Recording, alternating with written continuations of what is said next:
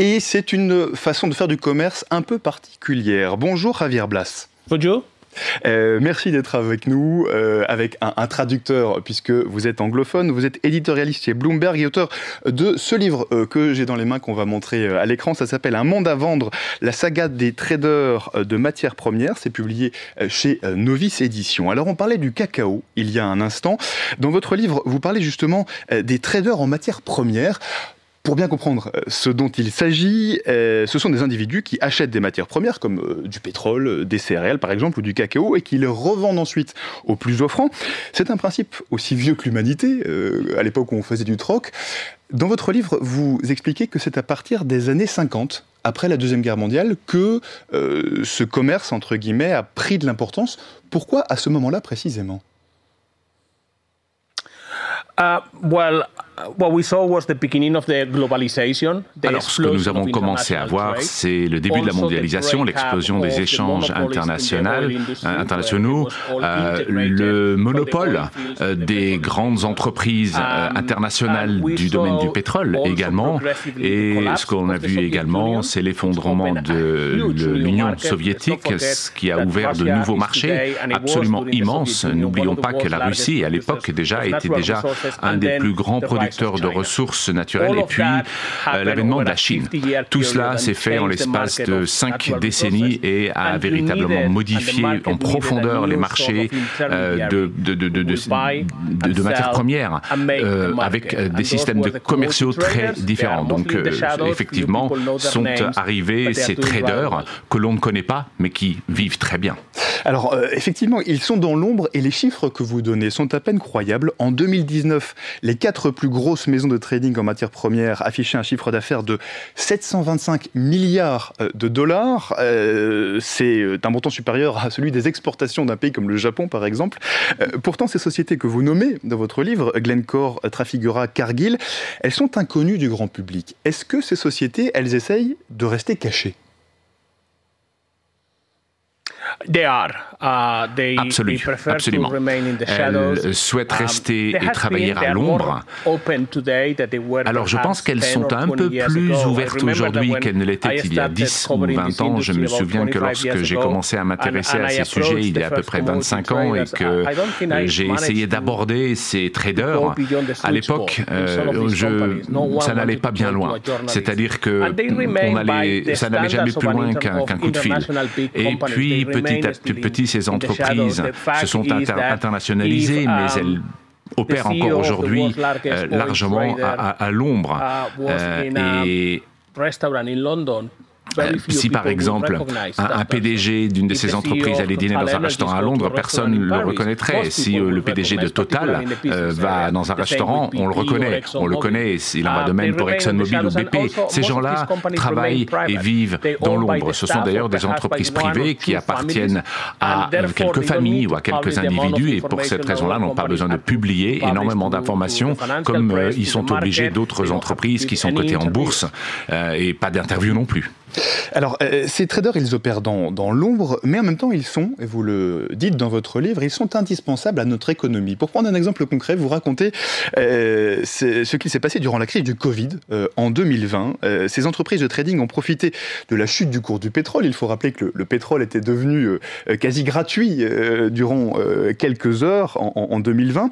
Le pétrole ne valait plus rien.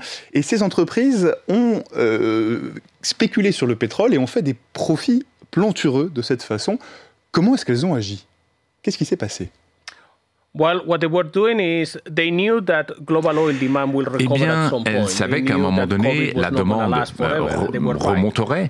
Et évidemment, c'est ce qui s'est passé. Lorsque les prix ont baissé, ils ont acheté, ils ont stocké énormément de pétrole, d'abord près de raffineries, à côté des grands ports. Et puis, lorsqu'il n'y a plus de capacité, ils ont pris des tankers qui étaient en fait des sites flottants où ils ont pu stocker leur pétrole. Et voilà, ils les mettaient en haute mer et attendez-la, tout simplement, remplie de pétrole.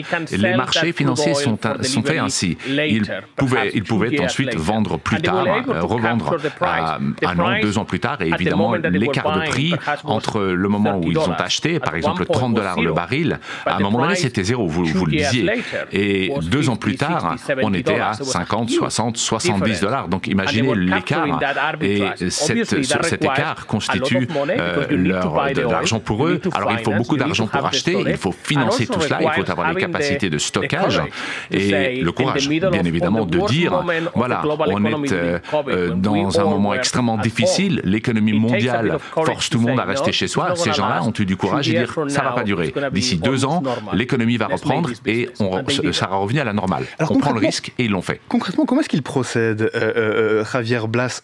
Vous parlez pour le pétrole de l'importance des contrats à terme, mais parfois il n'y a même pas de contrat. Well, they do it. The commodity trader that we describe in our book is very different que je décris dans le livre sont très différents de ce que l'on peut imaginer. Quand on pense à des traders, on pense à des gens qui sont assis derrière un ordinateur, qui vendent, qui achètent sur les grandes bourses mondiales. Là, on parle de gens qui achètent du pétrole. Ils achètent des produits, du cuivre, des matières premières, du soja. Et voilà, c'est important de bien comprendre cela. Ces gens-là achètent des choses physiques, des biens physiques.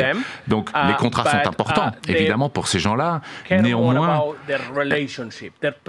les relations interpersonnelles ne sont pas importantes pour eux. Dans certains des pays où travaillent ces traders, ce qui est important, c'est de connaître la personne avec laquelle vous travaillez. C'est beaucoup plus important que d'avoir un contrat. Dans le livre, je raconte l'histoire de Ian Taylor. Ian Taylor qui était le PDG de Beetle, qui est une entreprise qui travaille dans le domaine du pétrole. Il est allé en Libye et pour signer un contrat. Et l'idée, l'important, c'était pas de signer le contrat. Il m'a expliqué après que la chose la plus importante, c'était de serrer la main d'un officiel libyen avec lequel il travaillait, son interlocuteur. Il voulait savoir s'il pouvait faire confiance en cet individu, pas le contrat. Le contrat, c'était pas important. La question, c'est est-ce que je peux faire confiance, est-ce que je peux faire des affaires avec cette personne. Et ça, c'est assez particulier dans ce secteur d'activité. C'est-à-dire que le PDG d'une entreprise comme celle-ci prend un avion, va dans un pays qui est en guerre civile pour signer un deal. Oui, alors c'est assez incroyable. Vous racontez dans votre livre l'histoire de ces pionniers, de ces grands traders en matières premières qui ont façonné l'histoire du XXe siècle. Vous dites ce sont les derniers aventuriers du capitalisme sauvage mondialisé. Pour quelle raison? We mean that tout simplement, lorsque l'on pense aux marchés mondiaux, y compris des ressources naturelles, il n'y a pas tant de PDG qui se déplacent vers des pays où vous risquez de vous faire tuer. Et c'est exactement ce que font ces traders-là. Ils vont en Irak, en Libye, ils se rendent dans des pays qui sont en conflit, où depuis 30, 40 ans, les choses sont compliquées. Et pourquoi? Parce que ces gens-là sont capables de financer, en Libye par exemple, Bikor a pu financer la révolte qui a finalement fini par renverser Muammar Kadhafi. Et ils sont capables de financer un gouvernement, c'était le cas en Angola par exemple dans les années 80. Donc ces entreprises soutiennent également des dictateurs dans certains pays. Et lorsque vous êtes trader, vous devez décider, est-ce que c'est plus facile de faire des affaires avec la droite ou avec la gauche, tout simplement. Et on a vu des traders qui faisaient des affaires avec Pinochet au Chili et avec Castro en Cuba. Et lorsqu'il me parlait, il me racontait, c'est pas grave, rouge, bleu, c'est pareil. Moi, ce qui m'intéresse, c'est le vert des dollars, des billets des dollars. Et c'est ça qui compte, ce sont les affaires. Et eux vont vers des pays où personne ne va jamais. Et évidemment, en faisant cela, ils gagnent des sommes complètement folles. Hein. Je parlais tout à l'heure du profit de certaines de ces organisations, mais ce sont quelques individus seulement. En réalité, ces entreprises sont assez petites et ces quelques individus gagnent énormément d'argent. Je lisais vous raconter dans votre livre l'histoire des pionniers. Par exemple, Mark Rich, un homme brillant, un gros travailleur, parce que ce sont des gros travailleurs, ces traders. Quelqu'un de charmeur également. Cet homme, il a permis à lui tout seul, c'est ce que vous racontez dans votre livre, en 1980, de sauver l'économie de la Jamaïque. C'est une histoire assez incroyable et qui met en lumière le fait que la première motivation de ces traders, on l'a dit, c'est l'argent, mais leur force de frappe financière leur donne beaucoup de pouvoir aussi. Absolument. Ils ont énormément de puissance et de pouvoir. Et ils ont un impact très fort sur l'économie mondiale et sur l'histoire, en fait, sur le cours de l'histoire. La vraie révélation pour moi était la guerre en Libye, lorsque j'ai vu des traders arriver et changer l'équilibre des pouvoirs au sein d'un pays comme celui-là. Et je ne le dis pas parce que je le connais. Bien évidemment, il aurait pu se passer beaucoup d'autres choses, mais je pense qu'ils peuvent parfois influencer le cours de l'histoire. Et on peut également évoquer le sujet de Poutine. On peut parler de l'Afrique du Sud. L'Afrique du Sud a survécu 10 années de plus que ce qu'on pensait, le régime sous sanction, parce qu'il y avait ces traders qui vendaient du pétrole. Si Saddam Hussein est resté aussi longtemps au pouvoir, c'est là aussi parce que ces traders sont là. Ils sont à l'ombre, mais ils sont là et ont une influence très importante sur ces pays qui sont en guerre, qui sont en conflit et qui parfois n'ont pas d'autres sources de revenus que ces traders. Javier Blas, dans votre livre, vous racontez comment ces traders en matière première se sont hissés au sommet du pouvoir mondial, comment ils ont parfois fait et défait des gouvernements, mais vous dites aussi que leur heure de gloire est assez largement passée. Votre livre, il est paru en 2021 dans sa version originale. Est-ce que ce constat, il est toujours vrai en 2025 ? J'aurais voulu savoir en 2021 ce qu'il allait se produire. Je pense notamment à l'Ukraine, évidemment. Les choses ont beaucoup changé. Le conflit en Ukraine et puis l'arrivée de Donald Trump et les droits douaniers ont généré de nouvelles opportunités pour ces traders de générer de l'argent. Donc ce sont des situations qui sont plutôt positives parce qu'il y a de plus en plus de polarité. La Chine n'achète plus de produits agricoles aux États-Unis. Mais au Brésil, le Brésil ne peut pas vendre en Europe, les États-Unis peuvent vendre à l'Europe. Donc tous ces flux, tous ces grands échanges ont été modifiés et les traders tirent les ficelles en coulisses. Ils nous aident quelque part, ils aident l'économie mondiale et ils s'aident eux-mêmes en gagnant beaucoup d'argent, bien évidemment.